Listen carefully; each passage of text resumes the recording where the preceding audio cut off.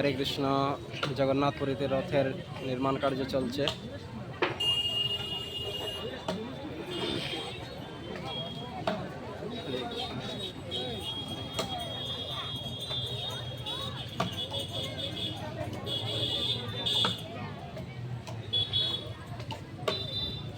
কোনো ধরনের আধুনিক যন্ত্র ব্যবহার করা হচ্ছে না, যেভাবে আগে বানানো হতো এভাবেই বানানো হচ্ছে। দেখেন, সবাই অনেক পরিশ্রম করছে। জগন্নাথপুরীতে একটা জিনিস আমরা দেখতে পাই, প্রত্যেকটা সেবাতে সবাই অনেক পরিশ্রম করে।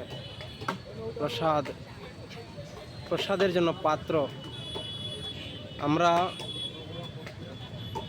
বাড়িতে জগন্নাথের ভোগ লাগানোর জন্য এখন সেটা প্রচলন চালিয়ে যাচ্ছি, যে মাটির রঙের একটা দ্রোণ আসছে, প্লাস্টিকের পাতিল আসছে, সেই পাতিলে জগন্নাথের ভোগ লাগিয়ে দিচ্ছি, কম টাকায় পাওয়া যায় বলে। কিন্তু জগন্নাথপুরীতে আমরা দেখতে পাচ্ছি কখনো সেটা হয় না। মাটির পাতিল তো মাটির পাতিলেই, মাটির বাসনেই ব্যবহার করা হয়। কত কষ্ট করে যে ওরা এক জায়গা থেকে আরেক জায়গায় স্থানান্তরিত করেন, কিন্তু তারপরেও কোনোভাবেই আসলতাতে পরিবর্তন করেন না এবং আধুনিক যন্ত্র ব্যবহার করেন না। খুব ভালো একটা জিনিস জগন্নাথপুরীতে আমরা দেখতে পাচ্ছি। দুনিয়া যত আধুনিক হোক না কেন, ভগবানের পুরী ধাম একদম আসল থেকে গেছে।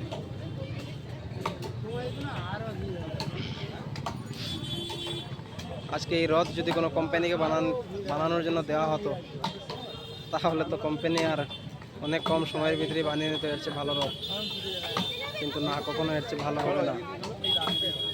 সেখানে ভগবানের কোনো কৃপা লাভ হবে না। তাই সবাই ভগবানের কৃপা লাভের জন্য এত পরিশ্রম করছেন।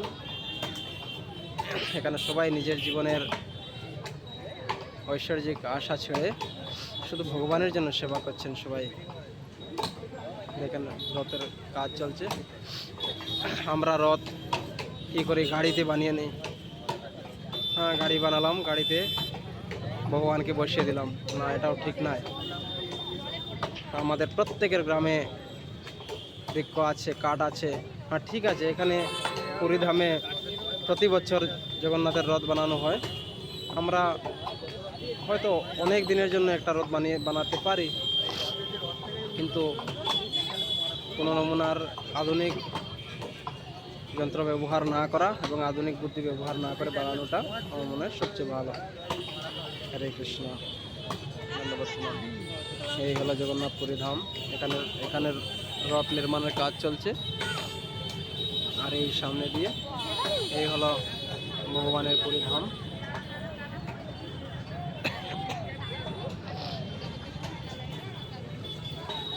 আমরা পরিক্রমা করছিলাম, পরিক্রমার সময় ভাবলাম যে এখানে রথ নির্মাণ দেখে নিই। দেখেন ওরা কীভাবে জিনিস বহন করে। কোনো আমরা মোটর গাড়ি ব্যবহার করছেন না। তারপরে আরও দেখাবো। আমি এখানে দেখতে পাচ্ছিলাম এক্ষুনি মাটির পাত্র কিভাবে গাড়িতে ওরা এমন ঠেলা গাড়িতে নিয়ে যাচ্ছে। নেড়া ফের এগুলো দিয়ে ভালো করে প্যাক করে, যাতে হাড়ি ভেঙে না যায়।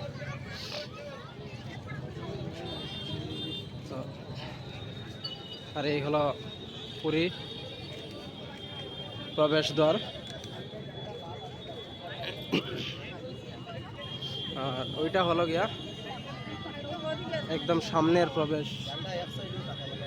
প্রবেশে আমরা দেখতে পাচ্ছি গরুর স্তম্ভ, যেটা প্রথম গেট। গরুর স্তম্ভটা হয়তো পুরো দৃষ্টি নাও হতে পারে। দেখেন, এটি হলো গরুর স্তম্ভ।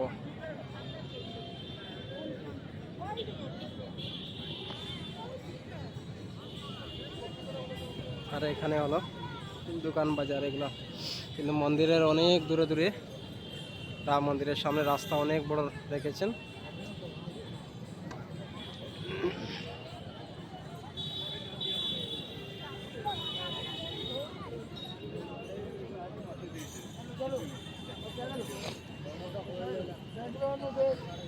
এটা হলো ভগবানের ঠিক সামনে থেকে দর্শন। ওই গেটটা হলো সামনের গেট।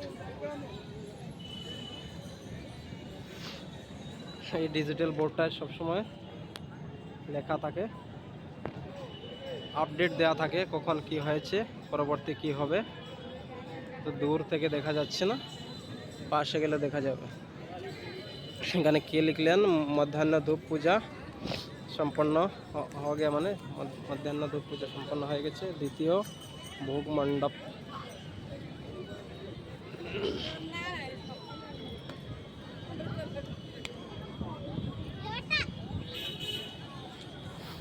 এইভাবে লাইন ধরে ভগবানের মন্দিরে প্রবেশ করতে হয়। আমরা এখন বাইরে থেকে পরিক্রমা করছি।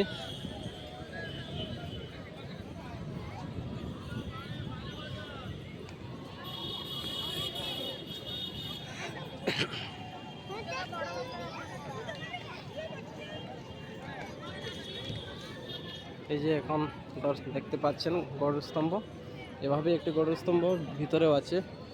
এখানে একটা ছোট রাম মন্দির।